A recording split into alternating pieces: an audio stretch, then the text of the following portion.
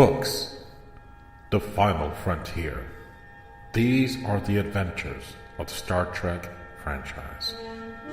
Its 50-year mission to explore strange new worlds, to seek out new life through Star Trek stories, to boldly take your mind where it's never gone before.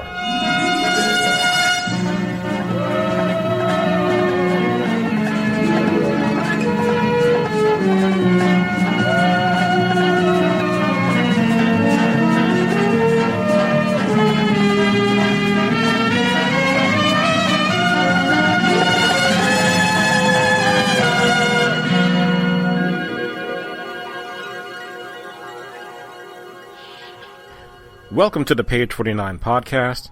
I am your host, Montgomery, the librarian with a library and a degree.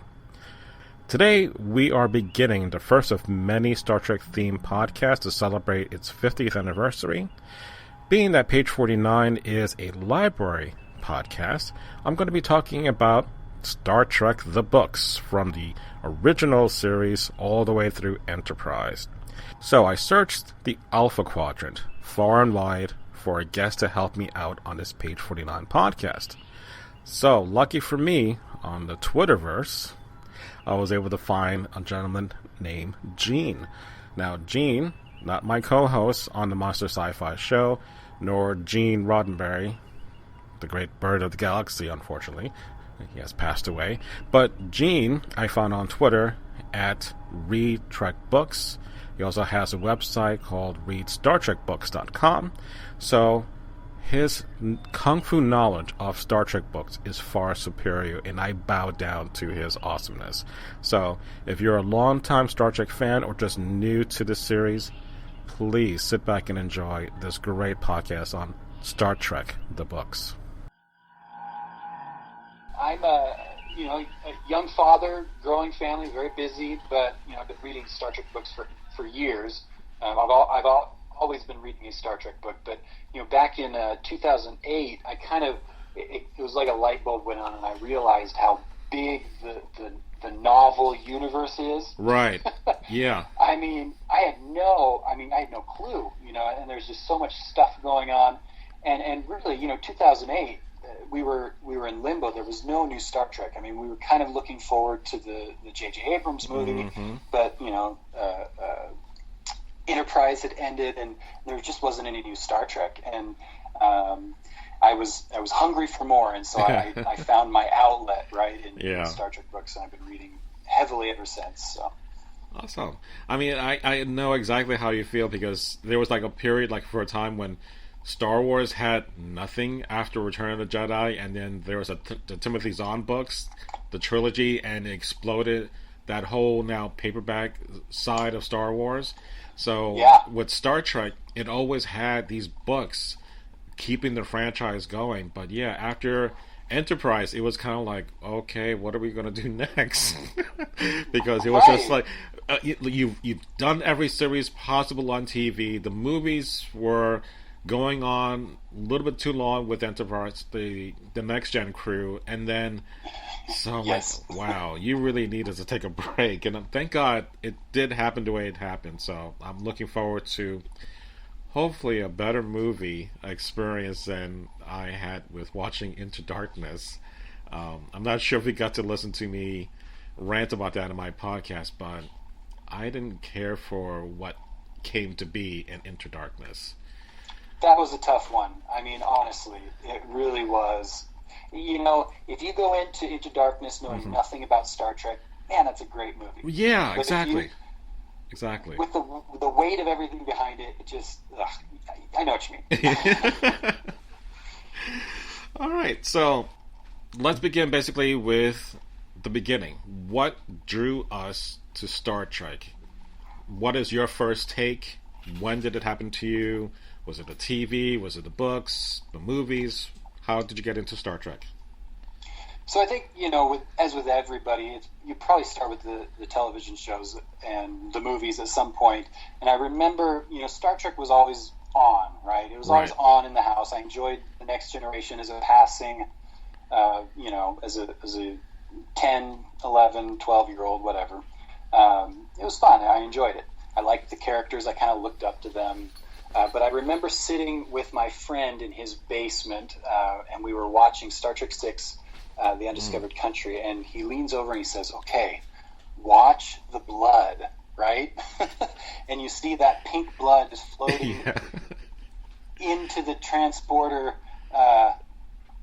the dematerialization, right? And it gets transported to the Enterprise. Right. And he says, "Pay attention. This is a 13, 14-year-old experience," and that was oh my gosh, this is a really cool thing, and there's more to this than just this fun show with a spaceship. There's some depth here, and it just clicks in, and you're hooked, and that's it. It's your life.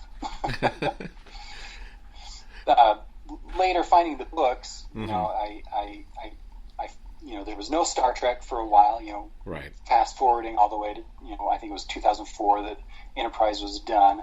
And just really wanting more stories because it's such a rich, fun, enjoyable universe, and really finding that the books not only spend more time with the characters that we know, but they take it further and they tell more stories. Right. So you remember watching the last episode of Deep Space Nine, What You Leave Behind, and you're zooming away from the station, and there's sad Jake and Kira.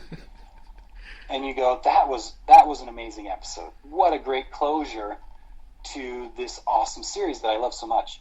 And then about 15 minutes later, you go, but wait a minute, what happened to Worf as an ambassador? What happened to, O'Brien going up to teach in the academy? What happened? Right. What happened to Cisco? Does he ever come back? What the heck is going on? You're right. And I was so happy to find what they call, the Deep Space Nine relaunch in 2001. Picks up 3 months after that last shot, and the story has been going ever since. It's still going. We're still continuing with these characters and enjoying them with new stories, and it's just fantastic. Right. I could not be more on board because I'm always attracted to the stories in which something you already know what the story was before, but it's the next level or the next phase of what's happening next. And I think the good example for me that I loved was like The Lost Years, in which I think it's 4 books in that series. I've only read up to 3 that covered the period after the original series had ended and before the Star Trek motion picture came out. So it was kind of a void of like, how did Kirk become the Admiral, so to speak, and what happened to everyone within that gap time. And I really dug that kind of storyline that was never told. And those books really helped fill in a lot of the times that you want to have Star Trek in your life, and you couldn't do this with television or the movies. So where else are you going to turn to? Well, the books are perfect to kind of fill that void, because for me, as growing up, I had trouble reading and visualizing books in my head, and comics helped do that for me. But what really got me back into reading, and this is because of Next Generation, I loved Tasha Yar. And there was a book called The Children of Hamlin, in which she was still alive in that book. So I'm like, I got to see her again, and I got to fall in love with that character all over again. So from that point on, I really delved head on deep into the whole Next Gen series and reading all their books. So I really got to enjoy having Star Trek kind of like binge watching, but on my own time. I didn't have to wait for TV to happen. I had my book whenever I wanted it, and I could read a chapter or two, and it was an easier way for me to have my Star Trek fix wherever I go. Oh, isn't that so great? I just love it. You're talking about, basically you can pick almost any character, secondary character, right, guest star, and they will have a, if not fully developed, they will have more of their story told somewhere in the Star Trek novel universe, right? So you're talking about Tasha Yar, for example. Yeah. So the Next Generation book Survivors, it's number 4. Yes. It goes back and tells a little bit of the past of Tasha Yar. She's on this horrible planet with these rape gangs. I mean, my goodness. Yeah. Not very well developed on the show, and you think, oh, that's horrible. But you get to read the book, and it's well developed, you give it the good 250 pages that it really deserves, and then there's even a sequel, the Metamorphosis, the first giant novel. Star Trek yes. book. Yeah. So, what is your definition of a good Star Trek novel for you? So, one of the things you mentioned is I can imagine this universe because I've seen it on TV. Right. So when they're talking about the transporter and they're talking about the phasers and they're talking about all these things, I know what that looks like. I know what that sounds like. I know what the characters sound like. And so in order to have a good Star Trek book, number one, foundation, basic things, you got to have the character voices right. Yes. That's essential. Instant turnoff, right? If Picard is saying things that Picard would not say, something else I love is, and most writers do a really good job of this. They use the unlimited budget that is available in prose, right? Right.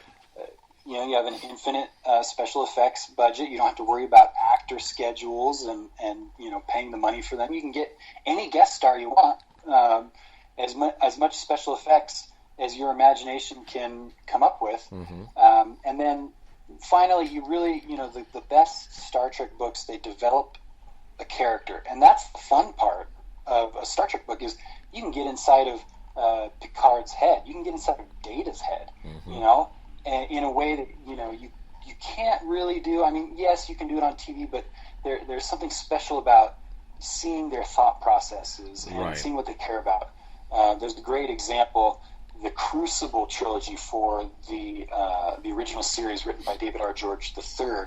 It really gets into the three main characters, the trifecta, Kirk, Spock, and McCoy, and how did they deal with, some of these really heavy events. For example, Kirk's book talks a lot about City on the Edge of Forever, Edith Keeler, and how did he deal with that? What did he do with that? How did he move on after that kind of experience? So such a lot of potential there with good Star Trek books. And the thing is, there's a lot of them. Yes, there are Star Trek books that you'll pick up and you'll put them down pretty quickly because you'll say, you know what, never mind. Yeah. For me, the definition that I would use is the technobabble jargon that you hear throughout a lot of the latest series for Next Gen and DS9 and Voyager and Enterprise. The technobabble that they spill, if that happens in the book, and one book in particular, Ship of the Line, it is the kind of follow-up sequel to it's that cause and loop, the causality loop in which Enterprise kept repeating itself over and over again, and they were able to get out of it. Morgan Batesman. Right. So when we finally get to have him as the captain talk about whatever it is with his crew, and they're going down this whole kind of checklist, and it was like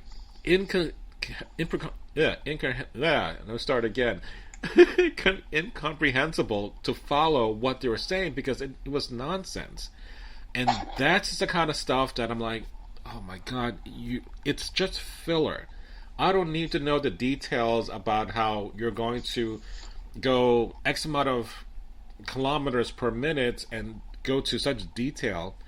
It doesn't move the story along. And in fact, it just kind of lost me, and I've stopped reading that book maybe 20 pages into the story. And I wanted to know more about this captain, because how can you have Kelsey Grammer be a guest star in the last 10 minutes of the episode, and then that's how the show ends? So that book, for me, I'm like, that's the reason why I picked it up. I wanted to know more about him. But I couldn't get past that first 10 minutes and 10 pages of the story. So that's the turnoff for me. But if there's characters that the author knows and really speaks well of that character, that that's true because the character beats, that's what they would do in that situation, or reveal something that only we get to know as the readers because we have that inner monologue moment with them, but they will never let that be revealed to anyone else. So I get that, and that's the other appeal of a good novel, is to learn something new that the show couldn't do because they didn't have the time or the budget to take care of all these side ideas that would have made the characters even more interesting. So Yeah. so that's my little 2 cents on what I think a good Star Trek novel has to do, or at least for me to win me over. So let's Agreed. yeah. So let's start off with the very beginning. I'm not sure how much of the original series have you read, but let's start with you. Do you have any books from the original series that you would recommend, or maybe not recommend? Oh, sure. So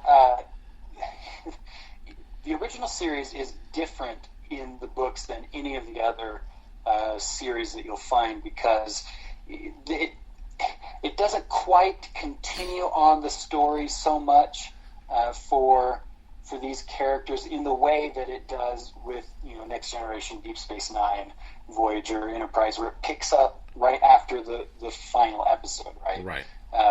And so it's kind of a mixed bag where you'll pick up a book and you kind of have to either rely on the cover or some cues within it to where you're figuring out whether is this an original 5-year mission, is this a second 5-year mission after the motion picture, does it fill in the gap somewhere?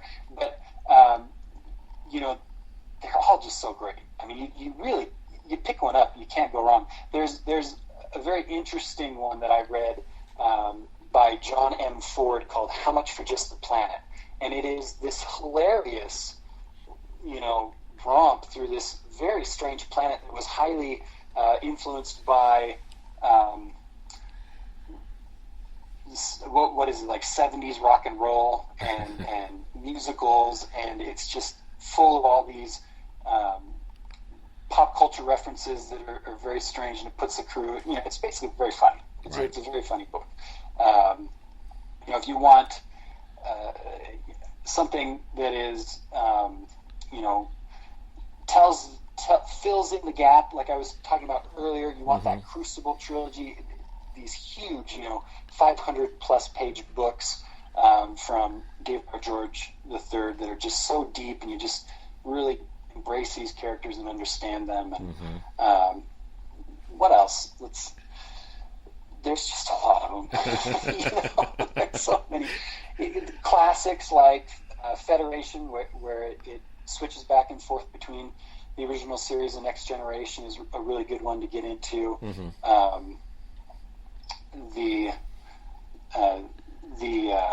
Oh my goodness, I just lost it in my brain.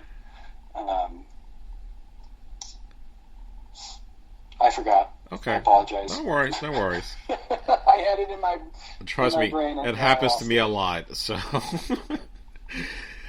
But you really just can't go wrong. I mean, pick something up, and if it has your favorite characters on the cover, you're gonna, you'll figure out really quickly if the voices are done correctly, and you'll either grab onto it or you'll pick up the next one. Yeah, and I think, and just correct me if I'm wrong, but I've noticed more with Next Gen. I think after a while I stopped because the stories started to become very similar about this ancient artifact and how competing races are trying to grab this ultimate power, and only the Enterprise is there to stop for the collapsing of the universe. And it was just it really got repetitive towards the last part of Last Gen's run, that I'm just like, there's nothing original about what I'm reading, and it just kind of turned me off for a while.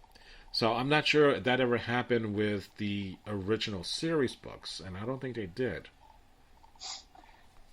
No, well, I will say, there's more than 100 original series novels, and so you're going to find that. I read one called Covenant and the Crown. It's an original series book that is basically Galileo 7 with McCoy as the main character, set in the second 5-year mission. Right. Okay. Yeah. It wasn't a bad book. It was enjoyable. I really liked it. Right. But it wasn't the best book ever. But there are some really unique books. Like Strangers from the Sky, where it tells the story of the original the original Vulcan human meeting, right? And before there was the first contact. Right, I was going to say that one did come out way before First Contact, and McCoy was talking about to Kirk. Well, you don't know the real story. Let me talk about the First Contact, and I'm like, oh, this is kind of cool. And then we get the movie. Yeah, very cool. And I read an original series novel from way back in the 70s when Bantam was running it, called the Price of the Phoenix, and it was so deep and so. I mean, the way that the authors wrote those characters was so original, right? It was so inventive and just loved it. Couldn't get enough of it. On that same note, the one book that I would recommend, and this was the Eugenics War. I read the first book by Greg Cox, in which Gary Seven makes an appearance, which is why it got me hooked onto this, because his character in that one episode, it was just not Yesterday's Enterprise, Assignment Earth. Yep. Okay, so he makes a reappearance, and the storyline is mixed with the young Khan Noonien Singh being as a child, and how he developed, and see that storyline take place. That I thought was kind of interesting, because you really didn't have to deal with Kirk and Spock and McCoy. You were doing in the same universe, but you're expanding that universe and looking at a character, a formidable character that is just growing up. Probably much better than Anakin was in the Phantom Menace being treated, So I thought this was a better job.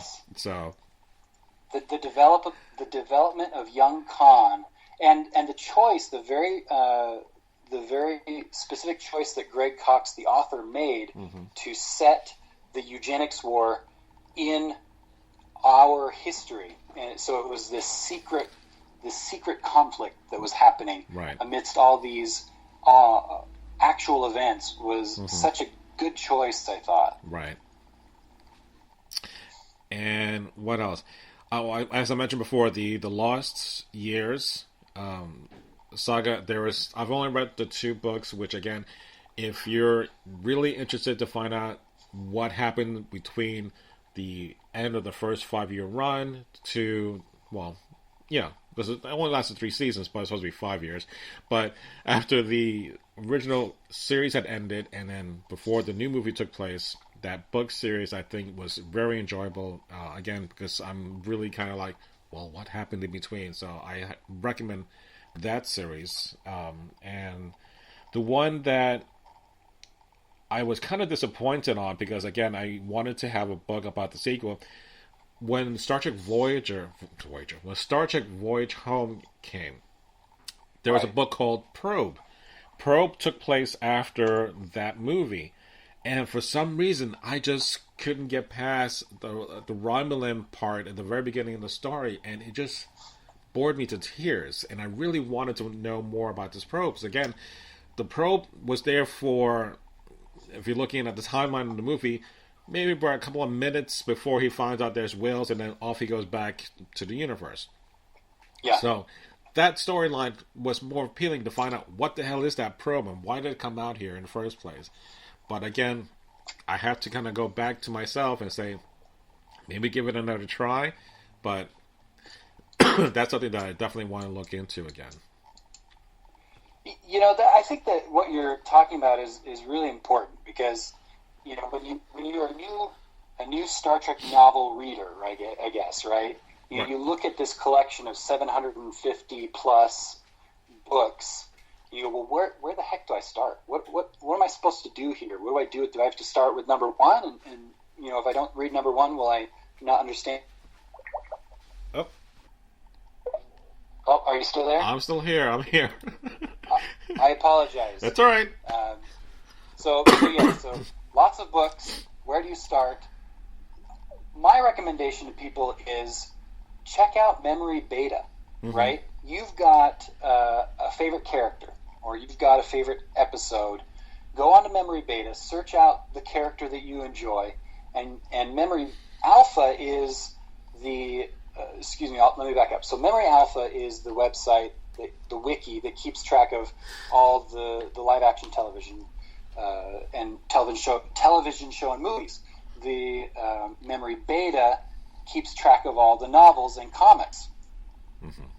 And so you can search, Scary Seven, for example, and you can figure out which books he is a part of, and you go straight to those books. Right. You don't have to waste time, trying to read through everything if you have a specific character in mind that you'd like to learn more about. How the heck did Troy and Riker get together? What is that whole backstory? They keep hinting at it. Right. Well, you do a quick memory beta and you find out, Imzadi Right. is the book that you want from Peter David. You read it and you love it, and you go from there, right? Right. Now, let's say you find a book like Probe that I just, I'm having trouble getting into it. I don't really, I tell people all the time, it's okay to just set it aside and never read it again.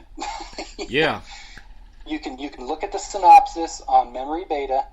You now know what happened, and you didn't have to slog through a book that just didn't quite work. Right. Exactly. So, anything else for the original series? Did you recommend?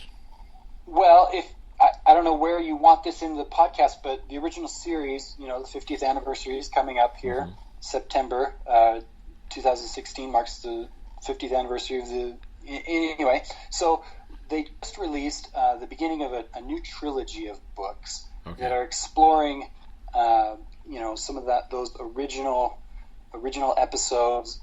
Kind of, in fact, they're going back to pulling things from the cage, mixing it up with Kirk, and how it all comes together.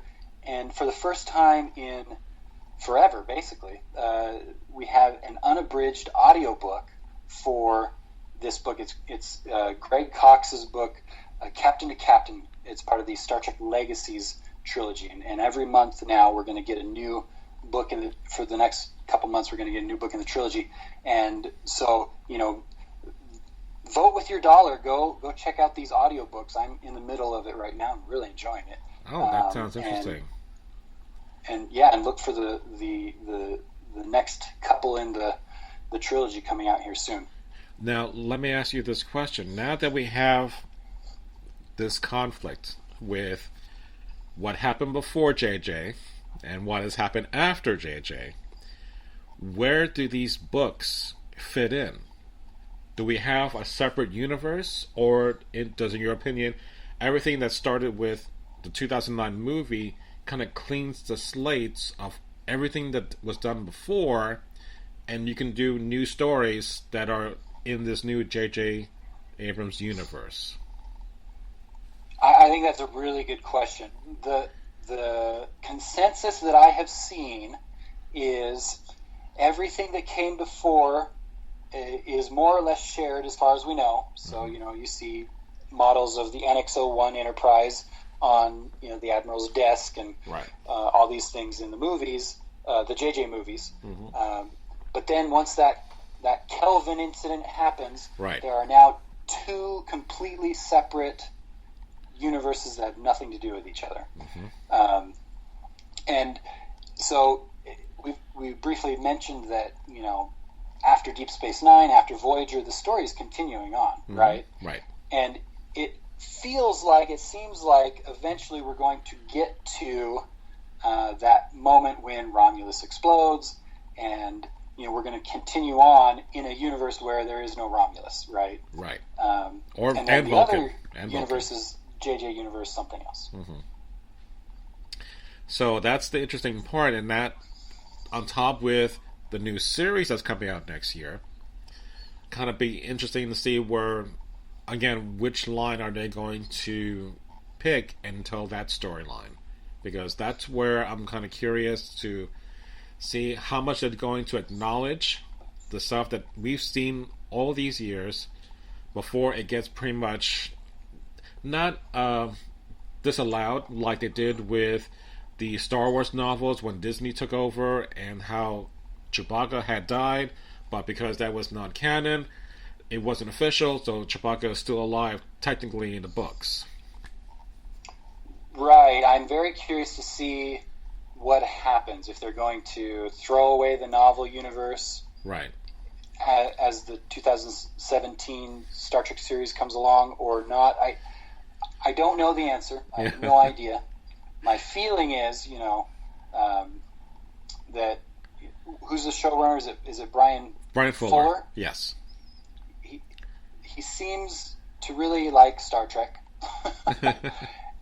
So my thought is he's got an ingenious plan, but at the same time, I remember for a while there were rumblings, right? There were rumors that the new 2017 Star Trek TV series was going to be set after Star Trek VI: The Undiscovered Country. Okay. Well, if that happened, there's a very large chance that all of the Lost Era books, which take place in that time period between Star Trek VI and the Next Generation, would be, wiped out in some way. Although, it's a big universe, so maybe not. But so it's going to be interesting to see. I'm waiting. I'm seeing. I haven't heard anything yet, but it's on my radar for sure. Right. We'll see how it goes. But as far as I know, JJ Verse is one universe.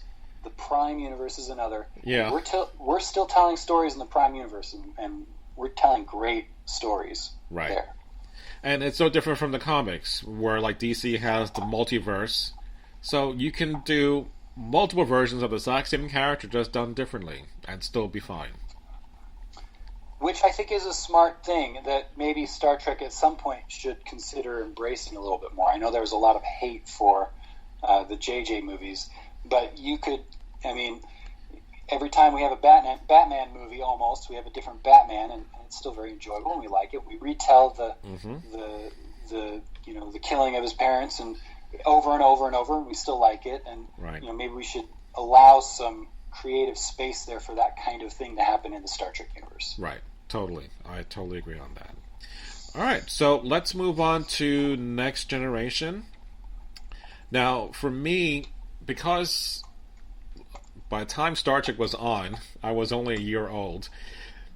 That was not my Star Trek, even though I watched it growing up, But really, for me, Next Generation was my Star Trek. Just like, depending on which year you were born, James Bond was either Sean Connery, or it was Roger Moore, or Timothy Dalton. That was your James Bond. So it depends on how old are you in relation to the series. Yeah, definitely. So one of the things that I liked right off the bat was how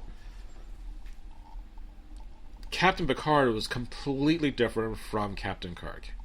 And I grew to appreciate the nuance that Picard had and how he dealt with conflict, as opposed to the Kirk more like shooting from the hip, more action-oriented. And I appreciated that kind of change. Not that it was better, but it was nice to see that not everyone acted that way. So, my thing with you, did you feel there was a repeat of the Next Gen series versus the original series, or was it on its own good enough to stand on its own, or a copycat of the original series?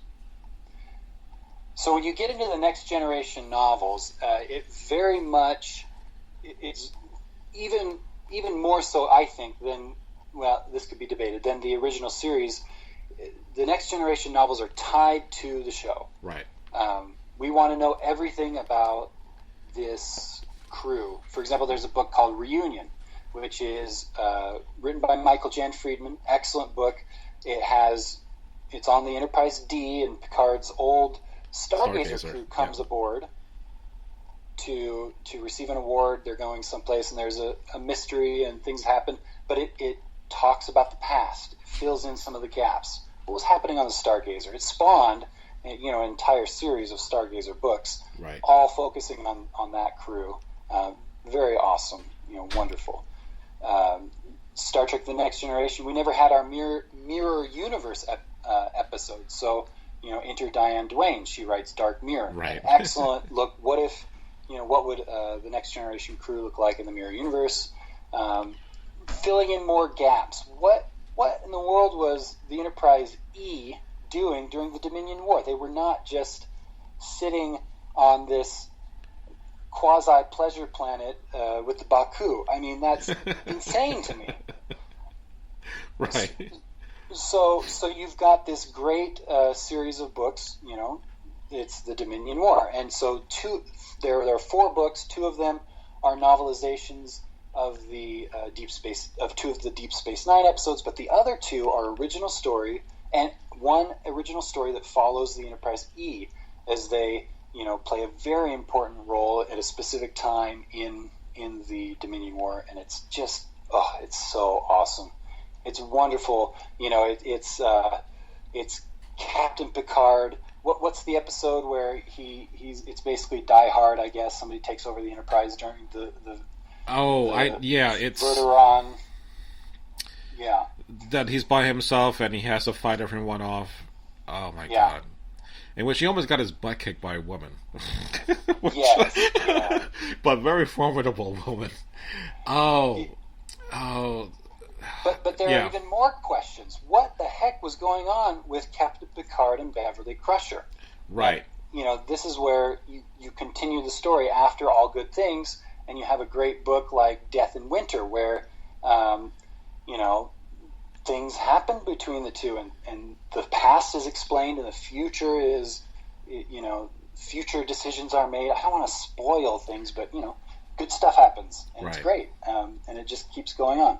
Yeah, and I think also one of the fun stuff for me, when we get into Peter David have this kind of unique take of bridging the old series elements with the new next cast and putting it all together in a fresh mix, and completely blown away by the Vendetta story, which is the Borg story for Next Generation mixed with the Planet Killer from the original series. Putting that 2 together, I was just like, the unstoppable force versus the immovable object. It was like, that would be awesome to see on the screen, but thank God at least we have it in a novel, at least, because that's the kind of stuff like you could have an argument about who would win a fight, the Planet Killer or the Borg. And it's one of those great stories, and I love what he does with things like that. Imzadi is another one in which it brings in the Guardian of Forever into the storyline for Next Generation.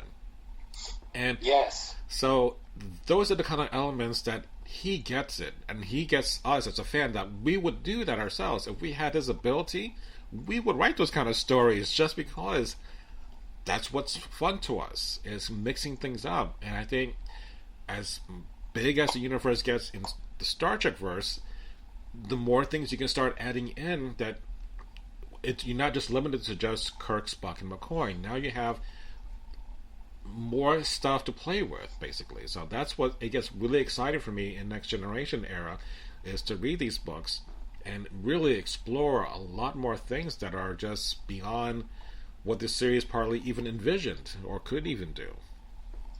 Oh, that's such a good point. And you bring up Peter David, and you're exactly right. He perfectly mixes the old with the new. I mean, if you want a mind-blowing novel, in my opinion, Q Squared is the one. I mean, that's where the true potential of a Star Trek novel comes together. Yes. And you've got these 3 or 4 different potential multiverse tracks running through the book. One where Jack Crusher is still alive, one where, the one that we know now, one with, this horrible dark event happened in the past and is, repercussions going through our heroes' lives, and they all start to blend together and mix together, and because Q and Trelane, who, Peter David says is a member of the Q Continuum, and so it's in the introduction to the book, Peter David said, this book is my challenge for readers to keep up with me, right? And he just goes for it, and it's incredible. It's so much fun. And then Peter David was, he so much success with his books because they're just so amazing. He was able to take that and create his own Star Trek series. Right, the Excelsior. Right? Yes, with New Frontier. Yes. And he kind of cherry picked some characters, Shelby from Best of Both Worlds, Robin Leffler, Dr. Solar, and kind of put those on his ship. But he's very good at taking the flavor of the original series, where you're meeting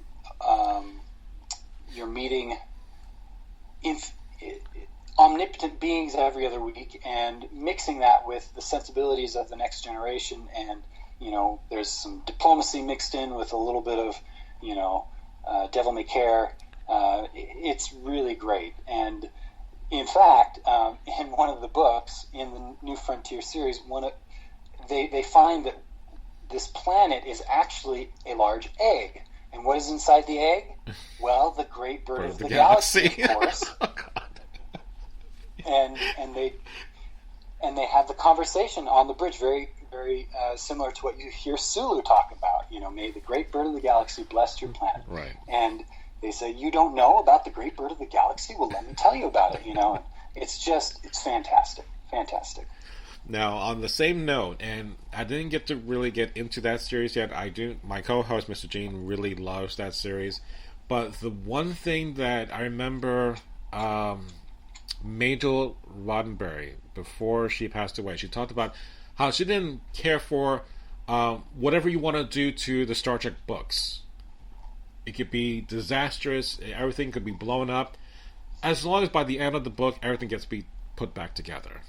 Sure. So that's the other thing, that because you're limited to do a certain amount of stories, I think Peter David, because these characters are not really A-list characters or B-list characters, they're minor characters that, if something should happen and they get killed off, they get killed off. And there's consequences that kind of carries through. So I think that was maybe his frustration in dealing with the regular stories that he was doing, but by creating this Excelsior crew, that was his option to play with that universe and do that kind of storyline in which there's jeopardy, real jeopardy. Yes, the stakes were very real. What an amazing! I mean, that would be an excellent TV series. Yes. Oh, perfect. But also on the same note, we did get Imzadi 2, and I'm not sure if you're a fan of that, but I almost want to burn that book with him in it, because it was a complete disgrace. And he says that, he wasn't really interested in doing an Imzadi 2, but people wanted to know, well, what about Worf and Troy? And, well, whatever, So he wrote the book. It was fine. I agree with you. I'm not going to read it again, that's for sure. Yes, exactly. There are a few books I'm like, no, I'm good. Really, one time, that's it. Yep.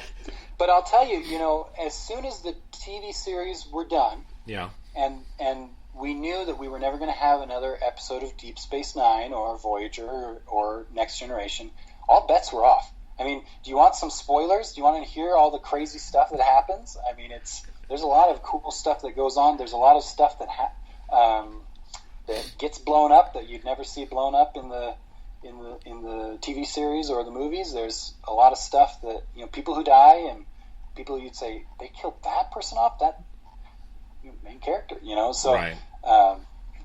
Who gets married, who has kids, who can't have kids, who's it's pretty awesome.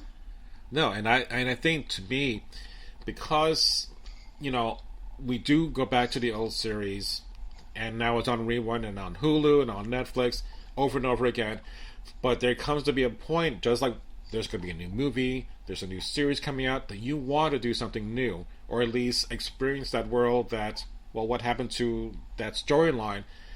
The books that you're talking about are going to be your gateway. Before anything else, at least enjoy that before someone decides that all this does not matter because that universe doesn't exist anymore. So I'm now really interested in what these books are because of what you've been mentioning, because I do want to know more about these characters and what happened to them afterwards. So thank you for that. Oh, no problem. Lots of fun. Happy to share. Now, on that note, Michael Jan Friedman had also a couple of great people that I love their writing. He's one of them, along with Peter David. He did this. What was that one? The Stargazer one that you just mentioned. So Reunion is the unofficial first book in the Stargazer series. Right. Now, he also did, and this is something that it's kind of weird, but it started not really started, but other stories kind of happened later on, in which they started to do cross characters. They did the X-Men with Next Gen. Yes. So Michael Jan Friedman did that. And I had a copy of a paperback.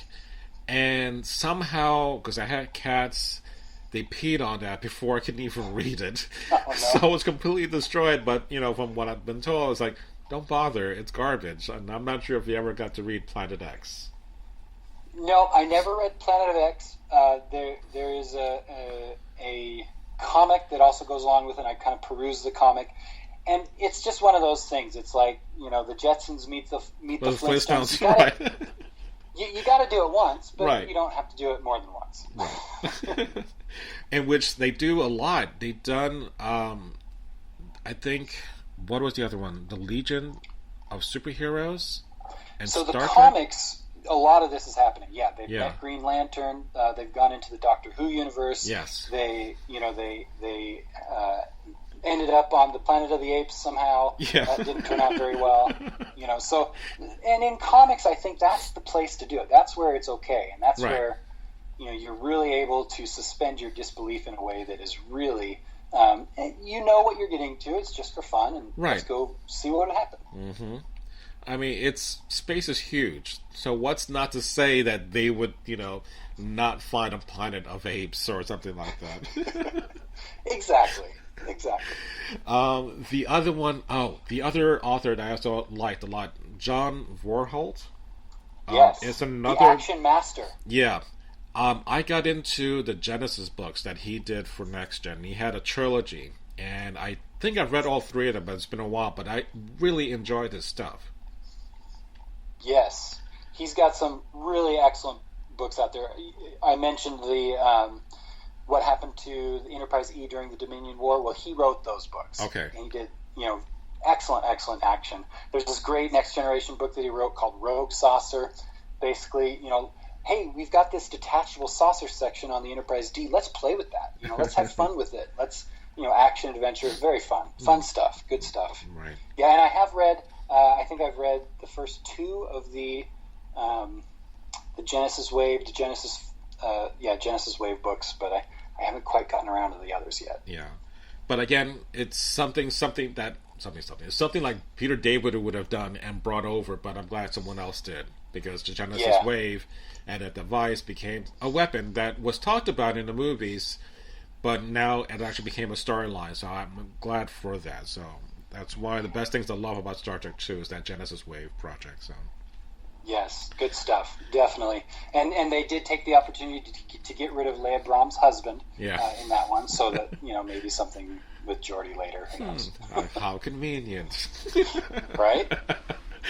So with that, the other thing that I've read and I've also enjoyed, and again, because Star Trek was ending on All Good Things, the novelization of that was something that I really got into, because sometimes the author puts in scenes or action that happens off camera, but they can't put it into the actual story. Because this was the series finale, I remember there was a storyline, a real quick passage about Wesley and the Traveler, looking at what was happening with the events of the 3 different timelines, and he said, I need to go help them, and the Traveler says, no, they'll be okay, don't worry.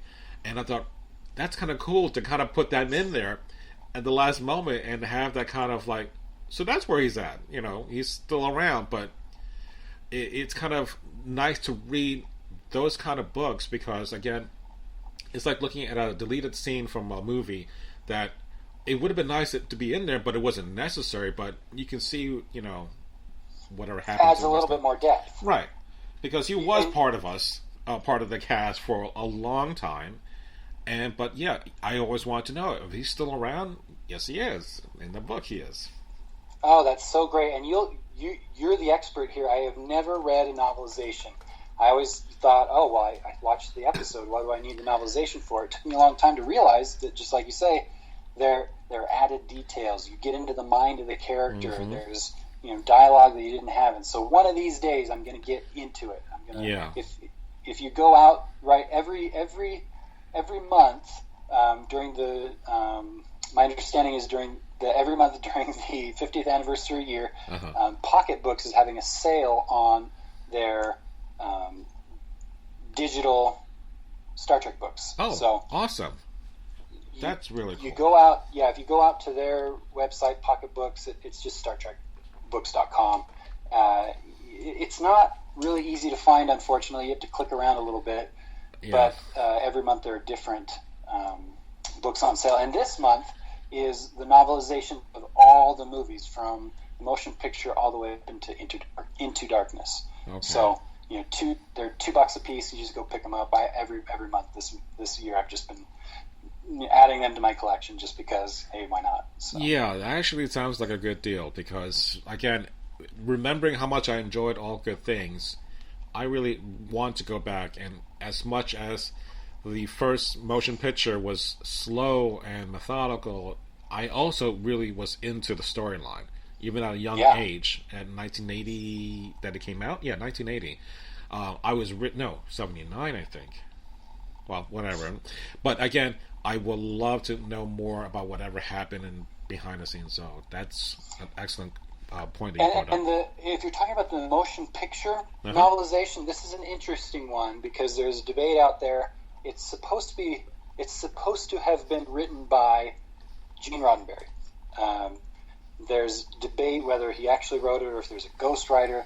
But the way that it's set up is very interesting. It starts with a letter to the reader from James T. Kirk. And so that's one that's been on my list for a while because I know it's special in some way. Mm-hmm. Now, funny you mentioned that because I think it was Roddenberry was making some kind of comment when he was doing the Next Generation about the connection between V'ger and the Borg, hinting that there was some kind of connection between the two, but we never did see that. So we do in the books. We find out the origin and ultimately the final fate of the Borg. David Mack wrote an excellent trilogy called the Destiny trilogy. Okay. And if you are new to Star Trek books and you want to know what's happening currently in the Star Trek universe, that's where you start. You start with the Destiny series. The Destiny series includes elements from every single TV series, every single crew, and beyond. So you can really there's going to be parts of the book that you really identify with and enjoy.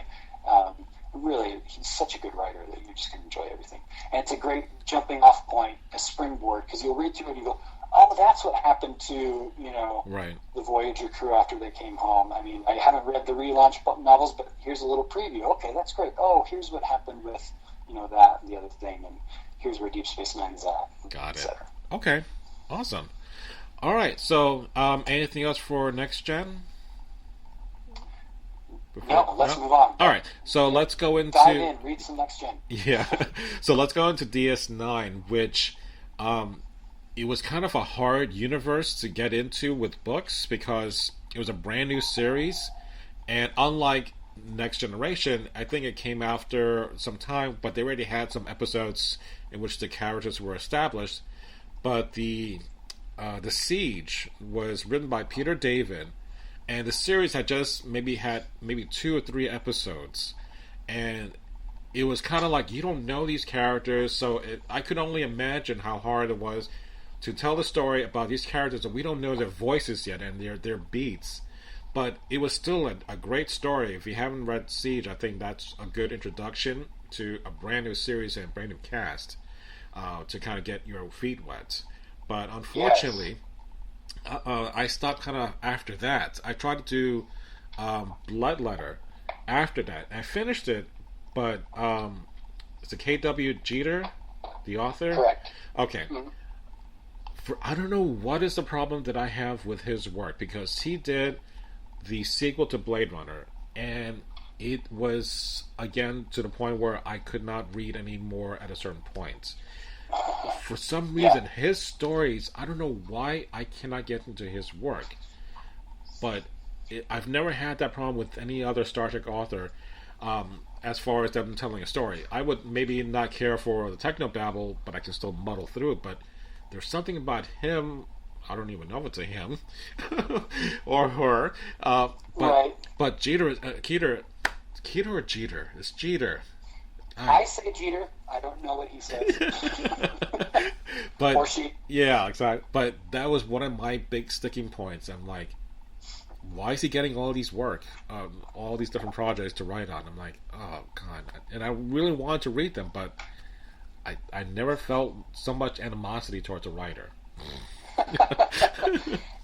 And let's be honest, you're going to find it in not so much. So basically, post 2001, so everything written 2001 and beyond is pretty darn good. You really can't go wrong. But before that, so you were reading the numbered novels. These are novels that are being written while the TV series was still on.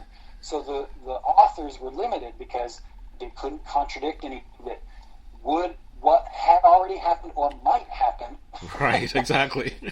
In the series. And so there was some limitations there that were difficult, and some authors, like Peter David, were very good at working in that space and letting that really drive their creativity, and others maybe not so much, which is unfortunate. You were talking about The Siege, and Peter David wrote that, using before the show aired with the first 5 scripts. He read the first 5 scripts. Okay. That's all he had, but he was able to make something really amazing. So with the numbered novels, they are standalone individual episodes of the show. That's how you think of them, because like we mentioned before, you take the toys out of the play box, or the box, and you play with them, but you have to put them exactly back where they were at the end of the story. And you had talked about that earlier with The Next Generation, and how it kind of was starting to feel stale. So there's no coherent story that you have to follow through. You can skip around with these novels. As far as the numbered Deep Space Nine novels, I would recommend number 5, Fallen Heroes, David Abihu. I think that's how he says his name. Yes. And he wanted to put on the back cover as the synopsis, everybody dies. That's all I wanted to put on there. And that would have worked, I think, because, what a creative way to address that very problem of, I have to take these toys out, play with them, and put them back exactly where they go. So, as far as the numbered novels go, that one's definitely one to check out. One of the things that I did towards the end of the series, there's a book called The Lives of Dax, in which it was an anthology series, and very enjoyable. There are short stories about the different lives that Dax had, being a Trill and being in different bodies. So that, I think, was, again, the strength of the novels is to explore these characters that you couldn't do otherwise. You hinted in the TV shows, but the novels themselves gave you a lot more canvas to paint these characters, and especially someone as old as Dax, you really need to do something like this. So it was very Wasn't great. that a fun book? It is very great. I really couldn't get enough of Dax. That was just amazing. What is it? Tobin way back with the, basically in the Enterprise era with the NX-01. Right. He wasn't on the NX-01, I don't think, but, he was in that time period, I think, and then, one of her hosts crosses paths with Christopher Pike, and you kind of get a little glimpse of, what happened to Christopher Pike? Why was he in that chair all shriveled? And, right. And that story, that particular story in the anthology, spawned a really excellent arc within the ongoing Deep Space Nine story that was pretty amazing, and really shook up that particular universe, that corner of the universe. I thought it was so interesting, the Lives of Dax anthology. You remember Trials and Tribulations, where Jadzia Dax is on the bridge, and she goes, "Oh, Leonard McCoy, wait a minute, I remember, what's the line? He had hands of a surgeon or something like that." Well, you get the full story, all the intimate details, the gymnast, Emery or Emily, something like that, but it's pretty fancy. I like it. So one of the things that I think the series itself struggled was it was stationary. You didn't have a whole lot of things going on, except stuff happens from outside forces. And then things change when they got the Defiant. Now they can go out and do other stories in amongst things that are happening between Bajor and Cardassia. And then, of course, we get Sisko finally shaven with his bald head and nice cool goatee, and becomes the Hawk from space and starts to kick. So he kicks ass, and I love that about him. So until I think the third season, that's when things get interesting, and then Worf joins us later on in season 5. So it takes a while to kind of really warm up to that series. But is there any book that you would say best illustrates DS9 within that time frame, or would be more afterwards? It's a much better storytelling. So with Deep Space Nine, you're going to want to focus on what they call the relaunch novels, which continue the story after all what you leave behind, the final episode. But there are definitely some standouts. Hollow Men, for example, by Una McCormack. It really goes into that episode in the pale moonlight. You remember where Sisko collaborates with Garrick to get the Romulans into the Dominion War, and he's making decisions that are morally questionable, and at the end he says, "Would I do it again?" Yes, I would. Erase log. It's very heavy, and so she really takes that episode and expands on it and helps us kind of get through what Sisko was feeling and how he came to those choices, and excellent stuff, good stuff. Can't go wrong. Right. What was the book that he the actor who wrote for Garrick? Was it Stitch in Time? Yep, A Stitch in Time. Did you read that? By Andrew Robinson. No, I have not read it. It's on my list. It's tough to get. It's out of print. You have to go, and I think they have a Kindle version, but that, or you have to buy it used somewhere if you can find it. Okay, just curious. Yeah, have you read that one? No, my co-host did, and he loved it, and like you said, it's also out of print. So, but again, it's one of those. I love Garrick, and it's one of those things that you don't know which side he's on, if he's really being a spy for Cardassia or he has his own agenda. But it's one of those fun characters that I really enjoy watching his performance. So I'm just wondering how much of himself as Garrick and enjoying chewing on the scenes that he puts himself into those scenes in the book versus the ones we see in the actual series. So I'm just kind of curious to see how it plays, or is it better than the actual TV series could do? So well, it's a hefty book.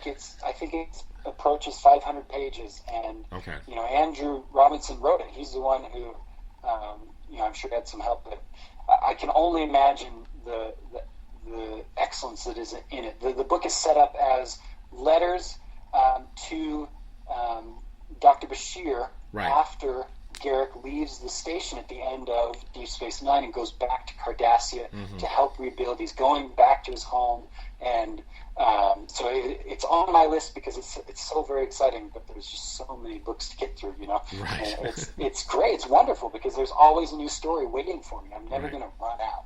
Cool. Very cool. All right. Well, let's move on to Voyager, which is the last, technically, of the sequels of the original series, in which we have not the Enterprise, but a whole new crew on the ship called Voyager. And here, sadly, unfortunately, by the time I got to Voyager, there was this one book by the producer and writer Jerry Taylor. Right. And that also I could not get through. Because she's really heavy onto Janeway, and I love Janeway, but for some reason the way that she was being written, I just could not get into her headspace and be along the ride with her. So I'm not sure if it's because that was my sticking point, because most of the time when it's a guy writing by a woman or vice versa, it's pretty much, it makes no difference as long as you can hear the voices. You're okay. But I think this is the problem that I had with that book. It's called, I think, Pathways. Correct. Okay, so that's the one that I could not get through, and sadly, I never got into any Voyager books. So the Voyager TV series, right? I think that there were a lot of expectations and potential there. So in my opinion, oh my goodness, Caretaker's amazing. You're going to take this Maquis crew and you're going to mix it with a Starfleet crew. This is going to be crazy. This is going to be amazing and insane. But we know what happened. It was Next Generation Light, right? Yeah. And not to say there weren't great episodes, not to say I didn't love and watch every single one and just soak up these characters, but there was a lot of potential there that just did not get realized. So for me, there are two types of Voyager novels. There are Christie Golden novels, and there are the other novels. As far as the numbered novels that were being written while the show was going on, for whatever reason, Christie Golden, she plugged into that universe, that show, and the voices are perfect, the stories are engaging. Those are great numbered novels. Everyone that I've read, I haven't read all of them yet. Right. And there are some other good ones. I read what was the Dean Wesley Smith? There was a couple of those. Dean Wesley Smith and Kristen Catherine Rush wrote a couple Voyager novels that are pretty good. But for the most part, if you're going to pick a numbered novel, pick a Christie Golden first. Okay. You'll have your own opinion, but in my opinion, those are the best numbered Voyager novels. Now, then there are the relaunch novels and the fill-in-the-gap novels. So the fill-in-the-gap novels for Voyager are String Theory. There's a String Theory trilogy. Okay. And it basically, the authors said, well, wait a minute, what's the deal with Kes, right? She lives as this wonderful being of energy and light, whatever, in a happy, in a happy circumstance. And then comes back in Fury, the episode Fury, as an angry, old, wrinkled person. What's going on there? Well, String Theory explains it. String Theory brings some closure to that. String Theory helps us process that, right? What the heck is going on with Janeway and Mark, right? So she got this Dear John letter. How does she deal with this? What is she going through? What brought her to the episode, if you remember, I think it's the 5th series opener, Night, where she is hiding, she's despondent, she's not happy. What brought her there, and then what got her past that? Because it wasn't just that one adventure. I mean, you think maybe it was, I don't know, but the book trilogy dives into that. What about B'Elanna and Seven of Nine? They butt heads so much at the beginning, and then it's almost as if the writers kind of forgot about their animosity. The animosity they had for one another. And this is my favorite part. I want to spoil it so bad because it's just awesome. It's pretty funny too, but the way that gets reconciled, where the B'Elanna 7 of 9 relationship, it's never fully buddy-buddy, but it's amicable. Okay. And you see how that happens in the String Theory novels. Q shows up. It's just, they're just wonderful. They're just perfect, and they take place during the run of the show, so it kind of weaves through the 7 series. Okay. So that's one that I would recommend. Awesome. And then obviously you have to jump into the relaunch, which we can talk about in a minute. Okay. I remember a couple of graphic novels. One of them was called Hive, if I remember correctly, that also took place after the end of Voyager, in which Picard recruits 7 of 9 to go on a mission. But what got me upset was that Brandon Braga, who wrote, I think, the series finale for Voyager, wrote the graphic novel and almost completely disregarded what he had just done and retold a story that I'm like, wait a minute, you completely contradicting yourself. And I got really upset. Normally, I don't care about a storyline if it doesn't have like the whiz bang pow excitement, but when it kind of goes against what has already been established by the very person who established those rules, it's like, why? are you thinking? You just come on. If anyone else did that, you would ream them a new one. But you get to do it, and no one can complain. No. So I'm really upset about that graphic novel because, again, I love Seven of Nine, and having this mission with Picard, I'm like, oh, that's kind of cool. But then it kind of collapses on itself because of, again, what has been established in the last episode, and this is a complete disregard. I'm like, damn it, you just ruined a great opportunity. I remember that. I remember, I want to say I heard somewhere that he said basically, this is what if I could have done whatever I wanted, this is what I would have done, basically. Oh, Jesus, that explains it. Yeah, exactly.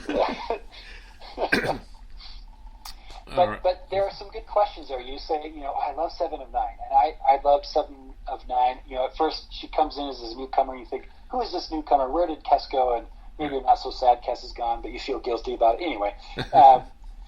But as we get closer and closer to the end of Voyager, 7 of 9 is apprehensive. What's her place going to be on Earth? Mm-hmm. She's worried about, well, what the heck happened? What happened to her? Voyager comes through the conduit. The conduit blows up behind them. They're greeted by a couple ships, and series over. And you're just like, oh, more than any series. That's where I had to dive into the novels. Right.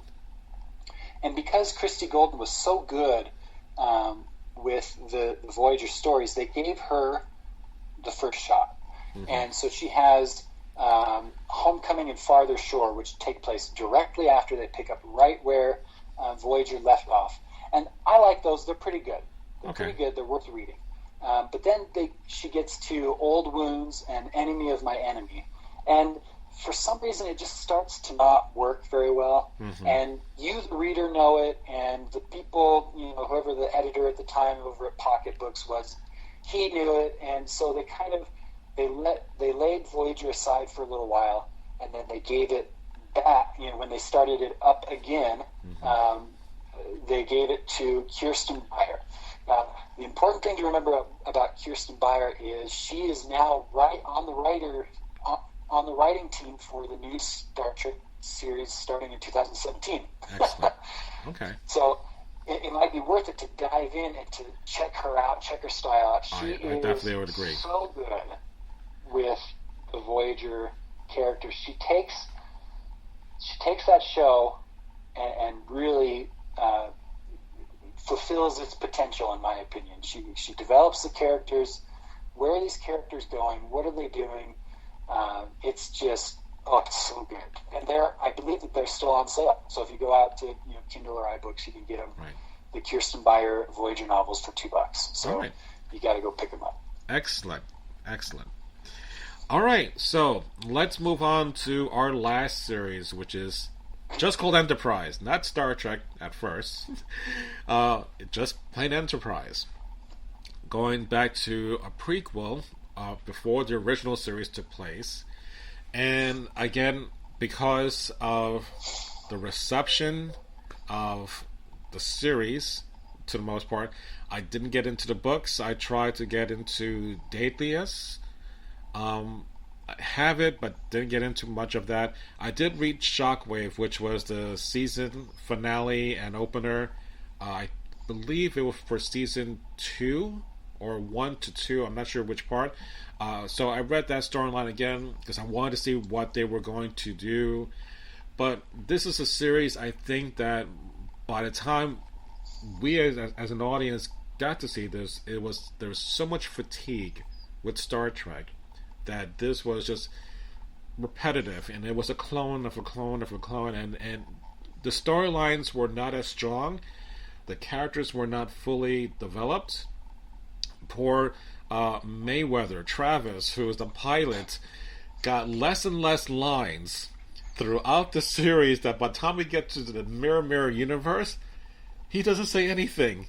So I'm like, even in the Mirror universe, he doesn't get to say anything, and I felt bad for Travis, and only because his name is Montgomery too, so I'm like, that's what I like about him. But he's a cool character, and Tucker, also kind of McCoyish with T'Pol. So they had a lot of great elements into the series, but it didn't really gel enough for me.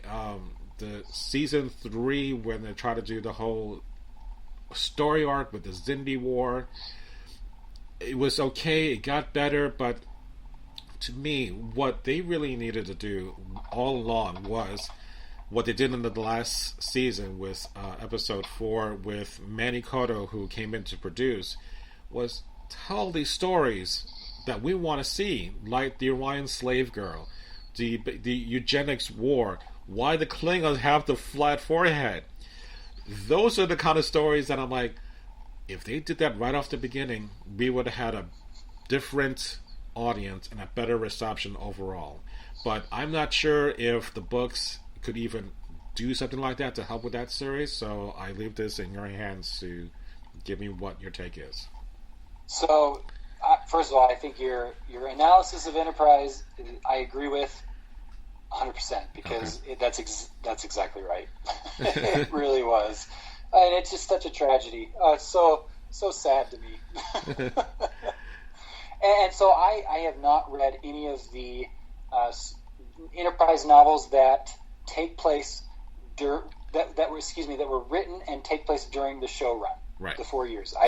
Because you're right, there just wasn't anything there that really piqued my interest. Now, so here's the question for me: what did you think about the final episode of Enterprise? These are the Voyages. I wanted to spit on that screen, because I felt it was an insult to take the Pegasus episode from Next Generation and put this in context of Riker having to come to this important decision, in which he is the chef, quote unquote, on Enterprise, and him interacting with the crew, and him then finding out that as an audience, that Tucker had died in the process of the storyline.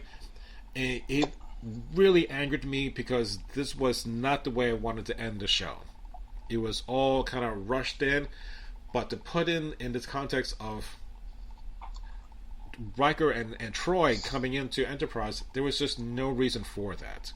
So I got really angry at them for that, and by that time I was done with Enterprise, done with Star Trek for a while, because I was one of those staunch supporters. I'm still with it. Not great, but I can't give up on it. And you end the series pretty much killing the franchise from that point on with that ending. So, not the greatest way to say hurrah to all these years of great storytelling. It was just, to me, an insult. So, I would have rather had that not happened. So, if there's a way I can forget it, please let me know. So you are in luck. Because you are, I think that's how we all felt, honestly. That was the prevailing feeling. I just felt empty, and what the heck? Come on. Enter the Star Trek novels, the genius that is this, the freedom that you have in a Star Trek novel, and the genius that you have to go back and rewrite this episode, right? Yeah. So if you're going to read a Star Trek, an Enterprise story, right. A Star Trek story, you go first to The Good That Men Do by Andy Mangels and Michael A. Martin. Okay. And on the cover, prominently displayed, you will see the character Trip Tucker. Uh-huh. And what you'll find in the book is a complete rework of the episode in a way that does justice to what came before, okay, and sets up what's coming before, and very explicitly basically says, so the book starts out with I believe it's Captain Nog or something like this. Far in the future, comes to his friend Jake and said, look what we've just declassified. For all these years, we had a story of, the NX-01 and its final years that was completely false, totally fabricated. And we now know why it was fabricated. We now know why Riker was working with, this false historical holodeck program, and it helped him in the Pegasus decision. That's great, but that's not what really happened. So, for me, it almost completely redeemed the show, and for me, erased that episode. I watch up to the end of Terra Prime, and then I skip right to The Good That Men Do. There's nothing in between.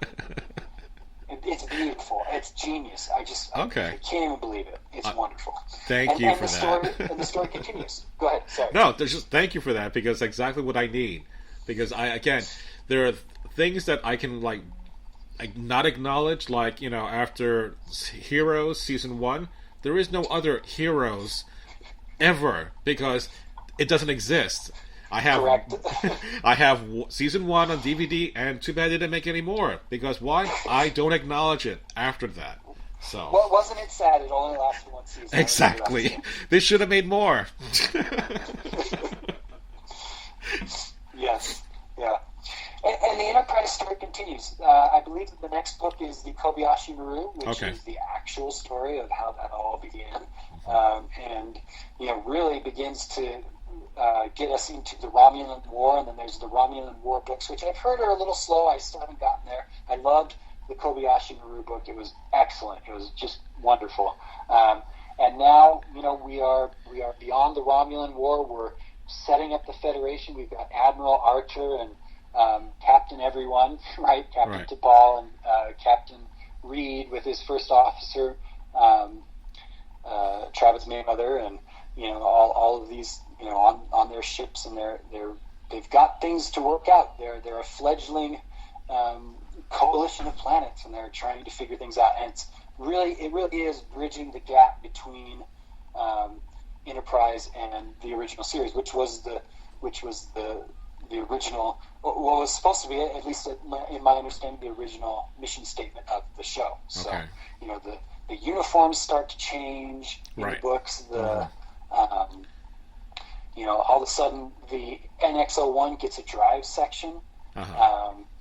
There's some refits that are going on as the technology is shared more between the Andorians and the Vulcans and the Tellarites and all this stuff. It's all happening. It's all there. It's all awesome.